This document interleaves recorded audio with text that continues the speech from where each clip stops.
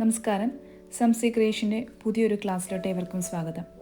ഇന്നത്തെ class echo പ്രിൻറ്റിങ്ങിൽ hammer technique ഉപയോഗിച്ച് എങ്ങനെ ചെയ്യാമെന്നുള്ളതാണ്.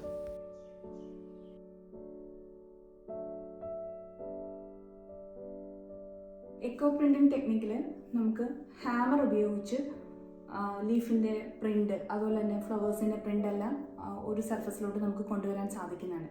ഹാമർ ഉപയോഗിച്ചുകൊണ്ട് ചെയ്യുന്ന ടെക്നിക്ക് ആയത് കാരണമാണ് അതിനെ ഹാമറിംഗ് ടെക്നിക്ക് എന്ന് പറയുന്നത്.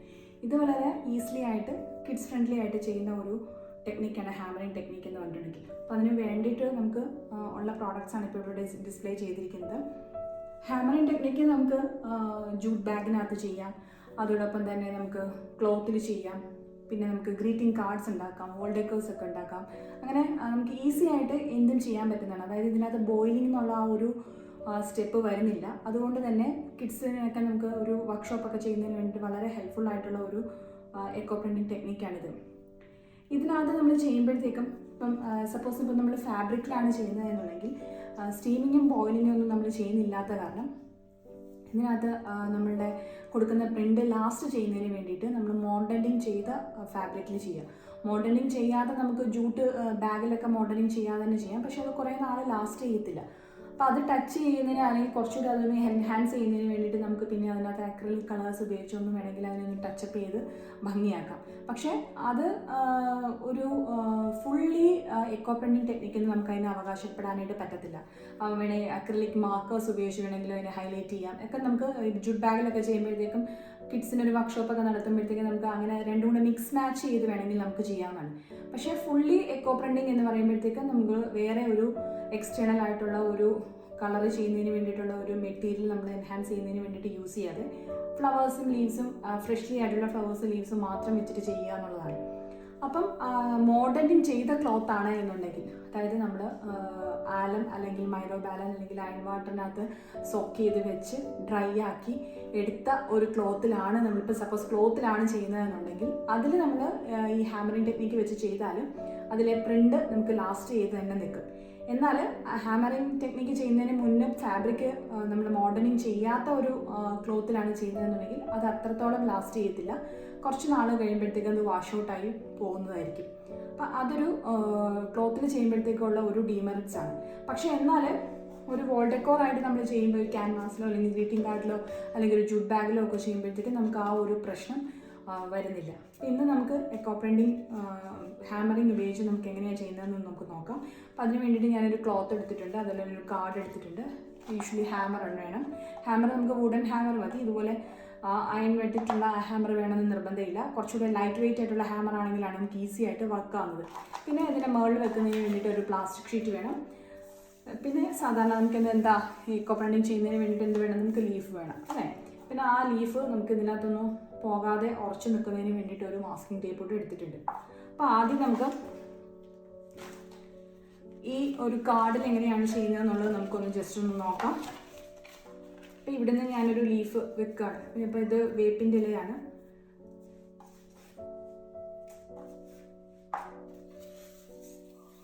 ഇത് തേക്കിൻ്റെ ഇലയാണ്. അപ്പോൾ തേക്കിൻ്റെ ഇല ഞാനിപ്പോൾ ജസ്റ്റ് ഇതൊന്നും എടുത്തിട്ടുണ്ട്.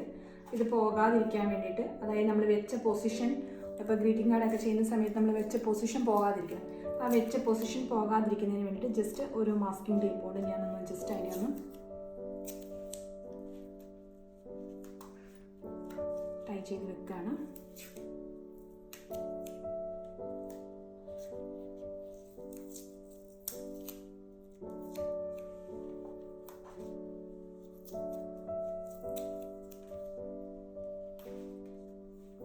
ജസ്റ്റ് ഒന്ന് മാർക്ക് ചെയ്ത് വെച്ചിട്ടുണ്ട് അതിനെ. അത് കഴിഞ്ഞതിന് ശേഷം നമുക്ക് അതിൻ്റെ മുകളിൽ പ്ലാസ്റ്റിക് ഷീറ്റ് വെച്ച് കൊടുക്കണം. ഇതൊരു വലിയ ഷീറ്റാണ്. അതിൻ്റെ ഒരു ചെറിയൊരു പോർഷൻ മാത്രമേ നമുക്ക് അതിൻ്റെ ആവശ്യമുള്ളൂ വെച്ച് കൊടുക്കുന്നതിന്.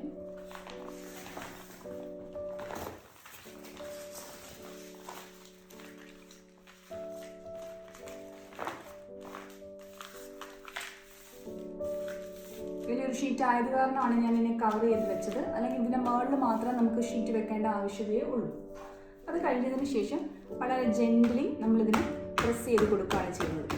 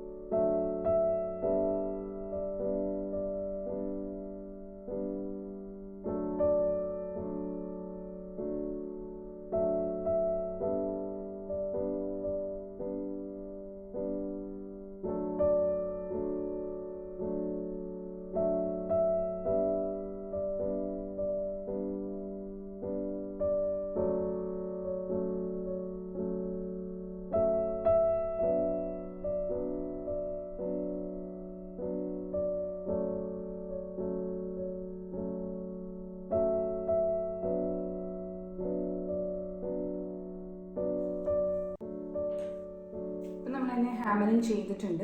നമുക്കിത് പതുക്കെ ഒന്ന് നോക്കാം.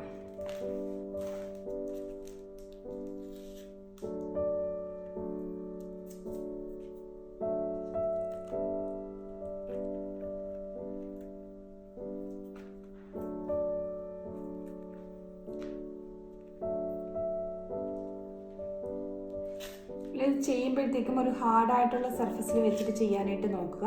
അതല്ല എന്നുണ്ടെങ്കിൽ ഇത് പ്രിൻ്റ് കറക്റ്റായിട്ട് വരത്തില്ല. ഇപ്പോൾ മേശയുടെയൊക്കെ മുകളിൽ വെച്ച് നോക്കുന്നുണ്ട് എന്നുണ്ടെങ്കിൽ നമുക്ക് ആ ടെക്നിക്ക് മനസ്സിലാക്കാനായിട്ടേ സാധിക്കത്തുള്ളൂ. പക്ഷേ പ്രിൻ്റ് വരില്ല. പ്രിൻ്റ് വരണം എന്നുണ്ടെങ്കിൽ നമ്മൾ തറയിലോ അല്ലെങ്കിൽ ഏതെങ്കിലും ഒരു ഹാർഡായിട്ടുള്ള സർഫസിലോ, ഫ്ലോറിലോ അല്ലെങ്കിൽ ഒരു ഹാർഡായിട്ട് സർഫസിലോ വെച്ച് വേണം നമ്മളിത് ചെയ്യാനായിട്ട്.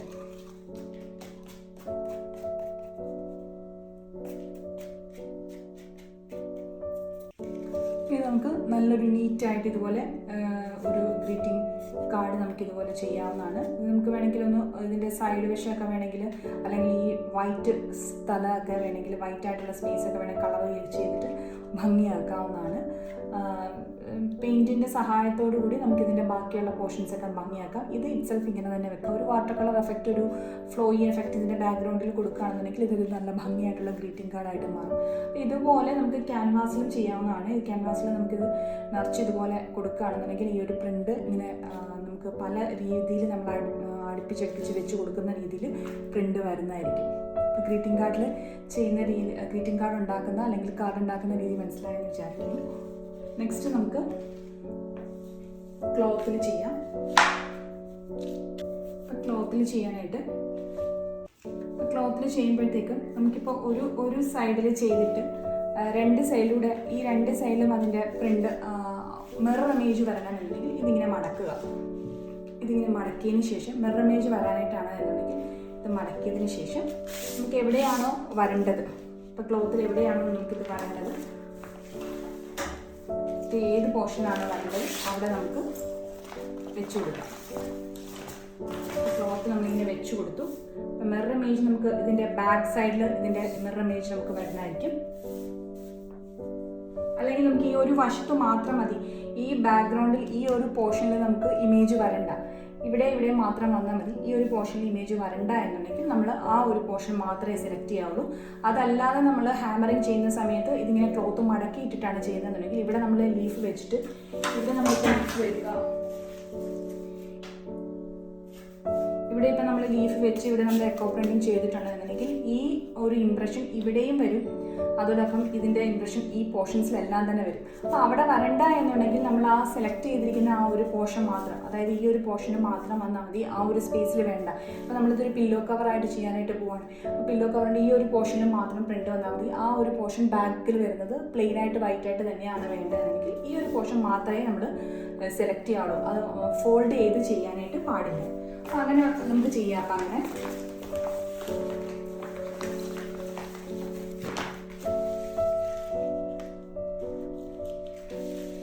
നമ്മളിതിൻ്റെ കറക്റ്റ് സെൻറ്റർ മടക്കുക. ആദ്യം ഇതിൻ്റെ കറക്റ്റ് സെൻറ്ററായിട്ട് മടക്കിയെടുക്കുക. അത് കഴിഞ്ഞതിന് ശേഷം തിരിച്ചിടുക. തുണിയുടെ പുറം വശമാണിത്, അകം വശമല്ല. അവിടെ നമ്മൾ വെച്ച് കൊടുക്കുക. ക്ലോത്ത് ഏത് പാറ്റേണിലാണ് നമുക്ക് വേണ്ടതെന്ന് വെച്ചാൽ അതനുസരിച്ച് വെച്ച് കൊടുക്കുക. രണ്ട് ലീഫ് എന്നുള്ള രീതിയിൽ മതി, 2 ലീഫ് പാറ്റേൺ മതി എന്നുണ്ടെങ്കിൽ ആ 2 ലീഫ് പാറ്റേൺ വെച്ച് കൊടുക്കാം. എങ്ങനെയാണോ പാറ്റേൺ നമ്മൾ ഉദ്ദേശിക്കുന്നത് അതനുസരിച്ച് വെച്ച് കൊടുക്കാം.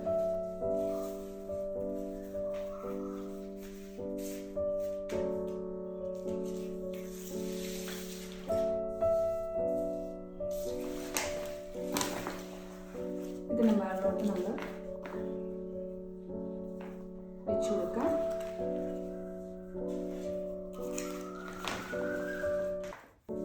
കറക്റ്റാണെന്ന് മനസ്സിലായി കഴിഞ്ഞ് കഴിഞ്ഞാൽ, നമ്മുടെ പാറ്റേൺ ഫിക്സ് ചെയ്ത് കറക്റ്റാണെന്ന് മനസ്സിലായി കഴിഞ്ഞ് കഴിഞ്ഞാൽ അത് ഇളകി പോകാതിരിക്കാൻ നേരത്തെ ചെയ്ത പോലെ തന്നെ നമുക്ക് മാസ്കിംഗ് ടേപ്പ് അവിടെ അറ്റാച്ച് ചെയ്യാവുന്നതാണ്.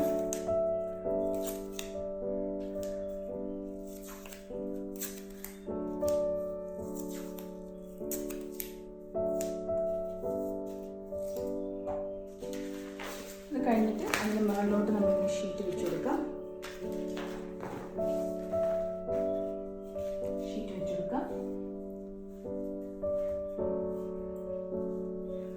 നേരത്തെ ചെയ്ത പോലെ തന്നെ ഹാമർ ഉപയോഗിച്ച് പതുക്കെ ജെന്റിലി ചെയ്യുക. നടുവശത്തുള്ള വെയിൻ പോർഷൻ ആദ്യം നമ്മൾ പയ്യെ ടാപ്പ് ചെയ്ത് കൊടുക്കുക. അത് കഴിഞ്ഞിട്ട് ബാക്കിയുള്ള സ്ഥലത്തോട്ട് പോകുന്നതായിരിക്കും എപ്പോഴും നല്ലത്.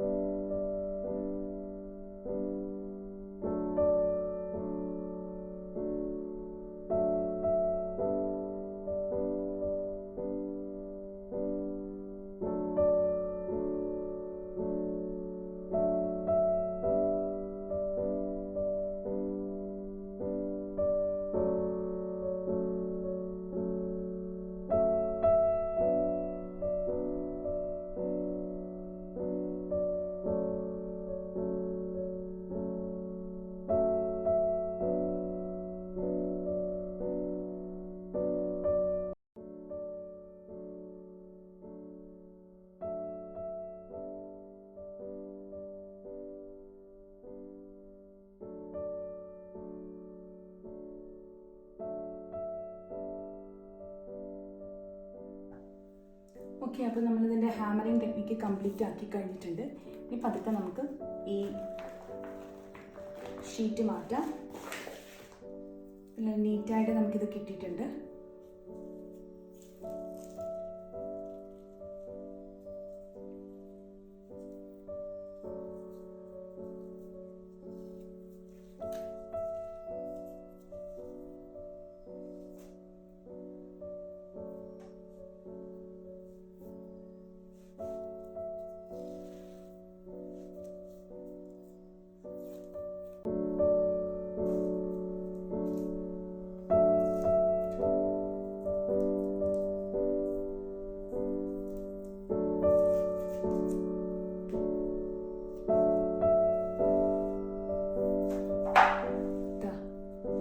നീറ്റായിട്ട് നമുക്ക് ഫാബ്രിക്കിൽ കിട്ടിയിട്ടുണ്ട്.